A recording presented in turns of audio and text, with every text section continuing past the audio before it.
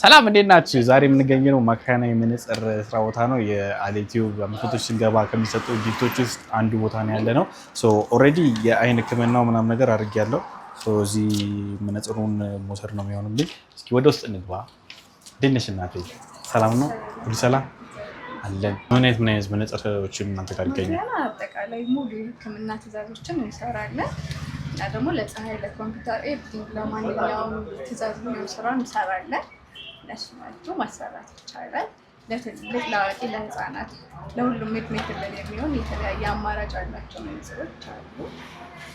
ደግሞ በህክምና ትዕዛዝ የታገዘ ስራ ነው የሚሰራው እና አድራሻችን ክርስቲያናሪ ስልክ ቁጥርስ 0935729664 እቺ ለኔ የታዘዘች ነች። ሰው ይችላል። እስከዛ መነጽሮችን ዞር ዞር እያለን ነው።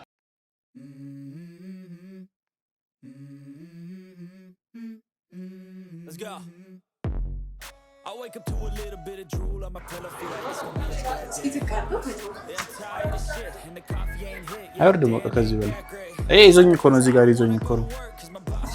እውነት ይዞኝ ነው እኮ። አይ ቲንክ ከዚህ ይሄኛ ይሻላል መሰለኝ።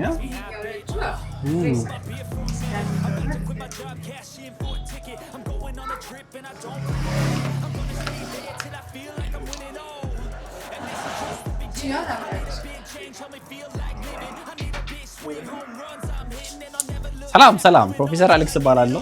በሙያዬ ብዙዎችን አስተምሬያለሁ፣ እንዲሁም ደግሞ ብቁ አድርጌያለሁ። መነጽራችን ደርሳለች። እስኪ እንለካት እንያት።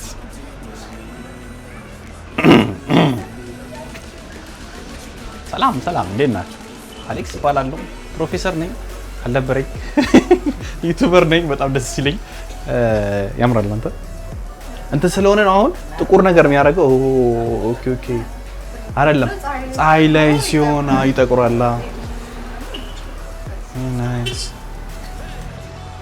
ሶ አሁን ይሄ እኔ ሁለቱም ሳይድ ችግር ስለሌለብኝ ነው እንጂ አሁን አንዱ ሳይድ ቢሆን ኖሮ እንትኗም ትቀየራ ነበር።